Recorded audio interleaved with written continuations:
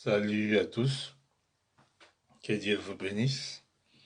Ce soir, j'aimerais partager un petit thème que j'ai choisi. Le thème c'est utile, le temps du soir. Nous devons comprendre que nous sommes en train de passer un moment difficile. Et le sous-thème, c'est les chrétiens face à la pandémie. La première question que nous devons nous poser, c'est qu'est-ce que la pandémie? La pandémie, c'est une épidémie qui atteint un grand nombre de personnes. Cela dépend de la zone géographique. Donc, ça pourrait être un continent ou un pays.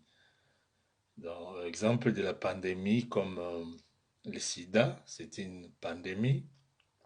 L'Ebola, c'est une pandémie. Et comme le coronavirus. Et nous savons tous, le coronavirus est un sujet qui fait l'actualité et qui effraie plusieurs parmi nous. Et j'aimerais juste vous dire que la peur n'a jamais été une réponse.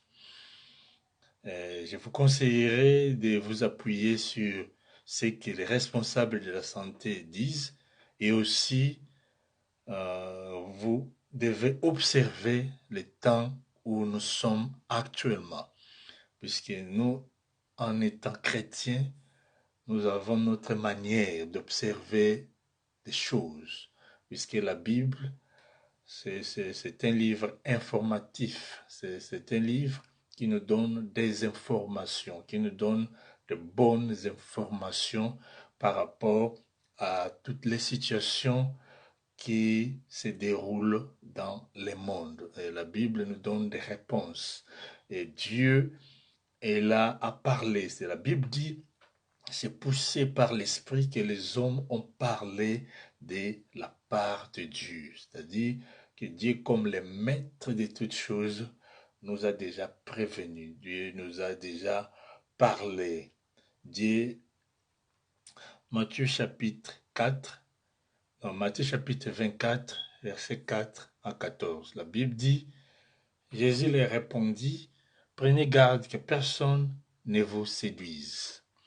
Et vous devez comprendre qu'il y a des gens qui vont profiter de la situation pour pouvoir nous séduire. Et Jésus nous prévient déjà, il dit, prenez garde que personne ne vous séduise.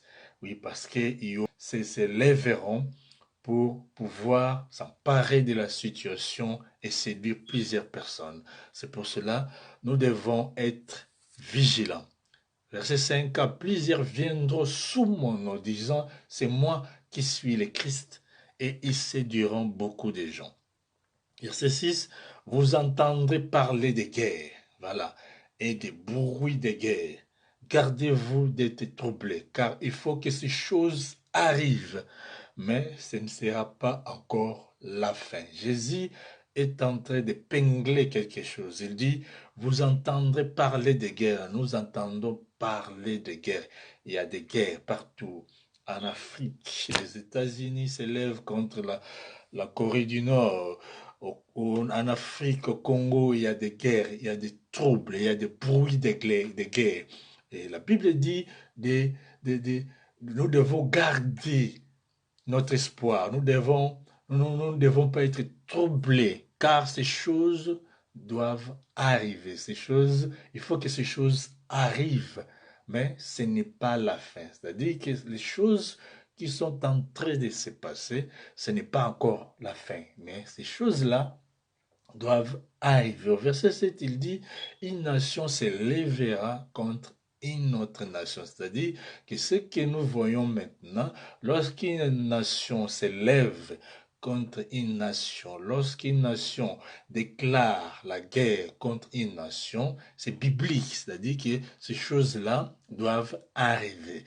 Et un royaume contre un autre royaume, il y aura en divers lieux des famines, des pestes, des tremblements de terre. Vous voyez, il y aura des choses qui vont arriver. Il y aura la famine, il y aura des tremblements de terre, mais cela, ça ne sera pas la fin. Donc nous allons comprendre que ces choses doivent arriver, ces choses arriveront. C'est inévitable, ces choses doivent arriver. Pourquoi? Pour juste nous prévenir que nous sommes en train de passer au temps du soir. Voilà, c'est le temps du soir. Les temps que nous traversons, c'est le temps du soir. Et après le soir, il y a la nuit. Et après la nuit, c'est les minuit. Les minuit, c'est le temps qui divise un autre jour à un autre. Voilà. Et c'est à ce moment-là que le Seigneur Jésus viendra. Et le temps que nous sommes en train de passer, c'est le temps du soir. Au verset 8, la Bible dit, tout cela sera le commencement des douleurs. C'est-à-dire que tout ce qui se passe actuellement, c'est le commencement des douleurs. C'est le début des choses. Ce n'est pas encore la fin, mais c'est le début des choses. Ces choses-là vont arriver. Ces choses-là arriveront. Oh, gloire à Jésus. Dans Jean chapitre 9, verset 14, la Bible dit, la nuit vient où personne ne peut travailler. Donc nous sommes en train de passer le temps où il y a des choses difficiles encore qui vont arriver. Ça, c'est juste le début des choses, le début de douleurs, le commencement des douleurs. Mais ce n'est pas encore la fin. Ces choses doivent arriver. Nous, en étant chrétiens, nous devons comprendre les temps. Puisque la Bible dit, rachetez le temps car les jours sont mauvais. Nous passons un moment difficile. Les jours sont très mauvais avec l'épidémie, avec des choses terribles, avec la famine, avec des tremblements de terre. Ces choses-là, quand ils arrivent, c'est pour nous faire comprendre que Jésus-Christ est en train de venir. Nous sommes presque à la fin des choses et nous ne devons pas nous comporter comme tout le monde en état chrétien, mais nous devons nous comporter comme des responsables, ceux qui connaissent la parole de Dieu, des gens qui lisent la parole de Dieu, des gens qui ont la révélation de la parole de Dieu, puisque la Bible dit, mon peuple périt, pourquoi? Parce qu'il manque la connaissance. Yes, le peuple de Dieu ne périt pas parce qu'il manque le pain.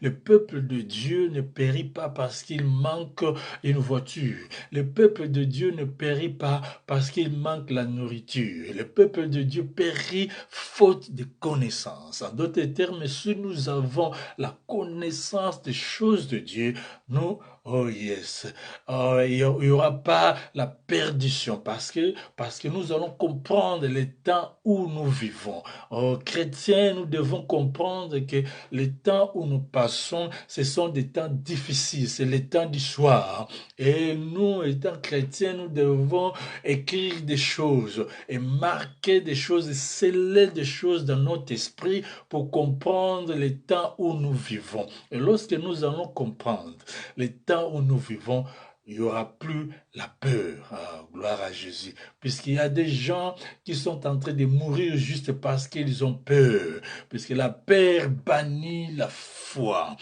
Quelqu'un a dit, un jour de peur peut créer 365 jours de malheur. Oh yes, j'aimerais juste vous dire, n'ayez pas peur.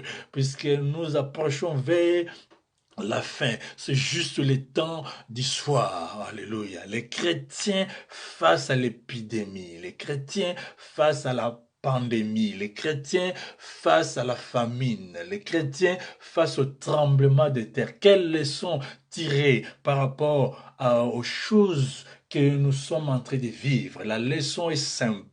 Nous devons comprendre que nous sommes en train de passer le temps du soir. Et vers la minuit, Jésus reviendra. Nous devons comprendre les choses de Dieu. Lorsque nous allons comprendre les choses de Dieu, il n'y aura plus jamais la peur. Oh, n'ayez pas peur, parce que Jésus-Christ est avec nous. Le sang de Jésus va nous couvrir, puisque ce n'est pas encore la fin. Lisons encore un verset biblique Et nous allons comprendre encore mieux. Dans Luc, chapitre 21, verset 25 à 33. Je vais lire rapidement. Il y aura des signes dans le soleil, dans la lune et dans les étoiles et sur la terre. Il y aura de l'angoisse chez les nations qui ne seront qu'effets au bruit de la mer et des flots. Il y aura de l'angoisse chez les nations. Il y aura de pleurs. Il y aura l'angoisse chez les nations. L'angoisse chez les nations. Il y aura des choses, il y aura la paix. Il y aura l'angoisse. Des gens seront fatigués. Les gens verront des choses terribles chez les nations et des bruits de la mer et des flots. Le verset 26 dit, les hommes rendent l'âme de terreur dans l'attente de ce qui surviendra sur la terre. Les hommes ont peur. Tout le monde a peur de ce qui peut venir sur la terre, de ce qui peut venir dans leur vie. Tout le monde a peur. Tout le monde veut garder sa vie. Tout le monde veut sauver sa vie. C'est bien ça. C'est bien de rester peut-être confiné dans la maison pour prévenir, pour ne pas attraper le virus. C'est très bien, puisque la Bible a dit ça. Les gens vont venir sur la terre, car les puissances des cieux seront ébranlées. Vous voyez, l'économie est ébranlée. Toutes choses, les travails sont arrêtés. La Bible. Et le verset 27 dit quelque chose d'extraordinaire. Oh, on verra les fils de l'homme venant sur le nuée avec la puissance et une grande gloire. Alléluia, gloire à Jésus. Oh, la Bible dit Christ en nous, l'espérance de la gloire. Jésus, c'est notre assurance, puisque le Fils de Dieu viendra au temps du soir pour sauver les siens, pour nous sauver, pour nous garder, pour nous protéger. N'ayez jamais peur. Quand les gens auront peur, garde silence.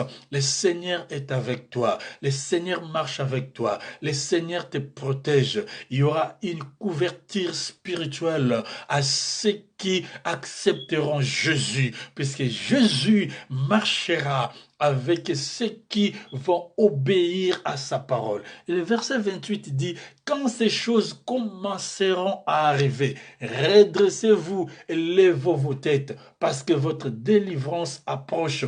Oh yes, lorsque ces choses, lorsqu'il y aura l'épidémie, lorsqu'il y aura des sida, lorsqu'il y aura l'Ebola, lorsqu'il y aura le coronavirus, vous les enfants de Dieu, vous les chrétiens, redressez-vous et levez vos têtes parce que votre délivrance approche. Yes, nous sommes au temps du soir et à minuit Jésus reviendra. Je ne parle pas des minuit physiques, je ne parle pas des minuit matériels, je ne parle pas des minuit de votre montre, mais je parle des minuit spirituels. Yes, parce que le temps du soir, c'est aussi le temps spirituel. C'est le soir spirituel. Lorsque nous allons comprendre, la Bible dit que nous, les enfants de la lumière, ont de la sagesse pour calculer le temps. Ah yes, nous devons calculer le temps, car la Bible dit rachetez le temps, car les jours sont mauvais. Et les psalmistes disent apprends-nous à bien compter nos jours, puisque nos jours sont bien comptés. Yes, j'aimerais dire à quelqu'un, nos jours sont bien comptés. Voilà ce qui se passe. Mais nous, gardons la foi, gardons l'espérance, puisque Christ, c'est notre espérance. Levez vos têtes, parce que notre délivrance approche.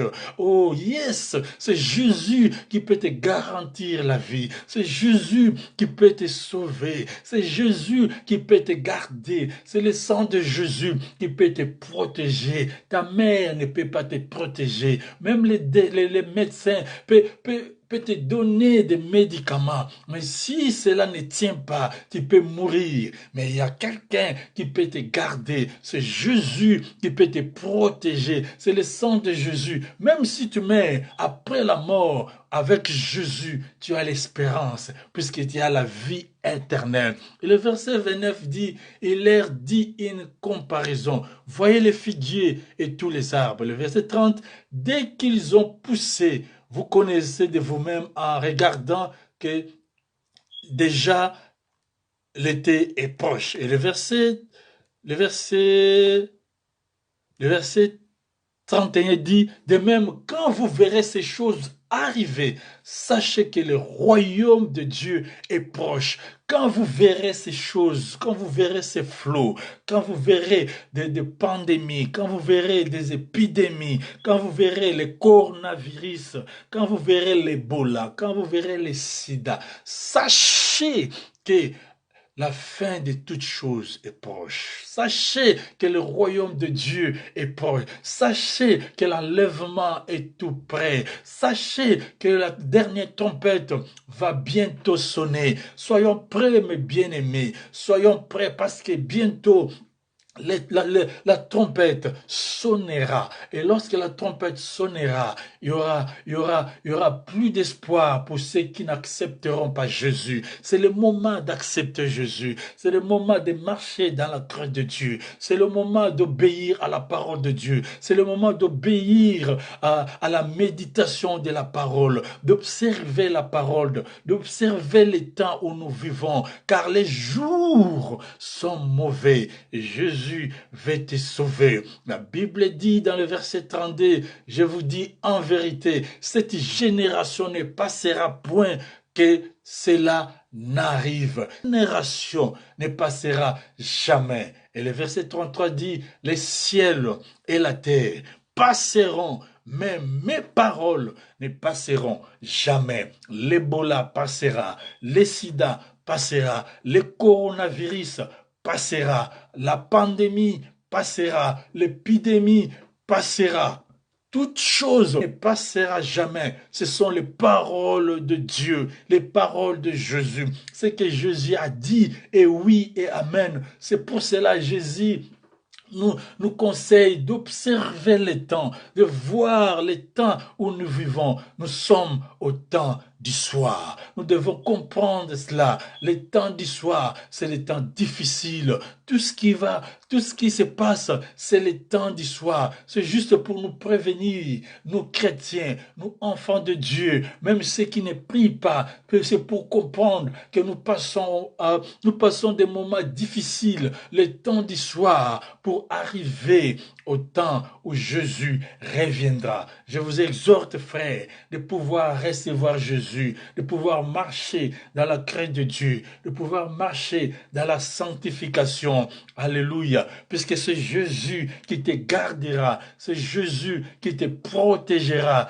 Les enfants de la lumière, au temps du soir, c'est eux qui reviendront à la maison. C'est les enfants qui reviennent à la maison de leur Père. Le temps du soir, c'est le temps où nous devons retourner dans notre maison. Notre maison, c'est la maison de Dieu. Notre maison, c'est la maison de la foi. Notre maison, c'est la maison de la grâce. Notre maison, c'est là où Jésus est. C'est là où Jésus habite. Nous devons retourner à Jésus. Prêcher le vrai évangile. Prêcher Jésus. C'est Jésus qui nous sauve. C'est Jésus qui nous garde. Revenons à Jésus. C'est le temps du soir. Et vers minuit, Jésus reviendra. C'est pour cela, dans Matthieu chapitre 25, Jésus est en train d'expliquer la parabole des 10 vierges. Il y avait 10 vierges, 5 étaient folles et 5 étaient sages. Les sages gardaient l'huile dans leurs lampes et les 5 folles ne gardaient pas l'huile. Et quand les maris devaient venir, les 5 folles sortirent pour aller chercher de l'huile. Or, les maris étaient juste à la porte. Et la Bible dit au milieu de la nuit, c'est-à-dire que c'était à minuit, au milieu de la nuit, la trompette sonna et ceux qui étaient prêtes, les vierges, les 5 vierges sages qui étaient prêtes sont partis avec les maris, leurs lampes. Elles mettaient l'huile dans leurs lampes. C'est le temps du soir. Le temps du soir, c'est le temps de la préparation. Le temps du soir, c'est le temps de se sanctifier. Le temps du soir, c'est le temps de garder la vraie adoration. Le temps du soir, c'est le temps de garder la vraie louange. Alléluia, gloire à Jésus. Nous n'avons pas besoin des gens qui chantent bien. Nous n'avons pas besoin des gens qui adorent bien. Nous n'avons pas besoin des gens qui prêchent bien. Mais nous avons besoin des gens qui marchent dans la sanctification, dans la crainte de Dieu. Et c'est cela que Dieu veut dans ces temps, les temps du soir, les gens qui sont prêts, des filles qui sont prêtes, des mamans qui sont prêtes, des papas qui sont prêts pour recevoir les dons de Dieu, car Jésus vient, les temps du soir, les temps où nous passons, c'est le temps du soir, c'est le moment difficile. Oui, je sais, c'est le moment difficile. Oui, je sais, il y a la famine. Oui, je sais, il y a le Ebola en Afrique. Oui, je sais, il y a le sida partout le monde. Oui, je sais, il y a le coronavirus qui ravage les gens, qui fait mourir, qui tue. Oh, gloire à Jésus. Yes, mais il y a un homme qui peut nous sauver de ces flots. Il y a un homme qui peut nous sauver de cette épidémie. Il y a un homme qui peut nous garder de cette pandémie. Son nom, c'est Jésus. C'est le sang de Jésus qui peut nous garder et nous protéger. Frères et sœurs, je voulais juste vous exhorter que Jésus est la solution à toutes choses. Laisse-moi vous dire, Jésus, c'est la solution à nos problèmes. Jésus est la réponse au moment difficile. Nous sommes au temps du soir. Les chrétiens face à la pandémie. Les chrétiens face à l'épidémie. Les chrétiens face au coronavirus. Les chrétiens face à l'épidémie. Es-tu prêt pour marcher avec Jésus? Puisque c'est lui qui est la solution. C'est lui qui est la réponse. C'est lui qui est notre Dieu. Que Dieu vous bénisse. Soyons sages, marchez dans la crainte de Dieu, observez tout ce que les responsables de la santé nous diront, mais aussi observez les temps où nous sommes, les temps du soir. Que Dieu vous bénisse.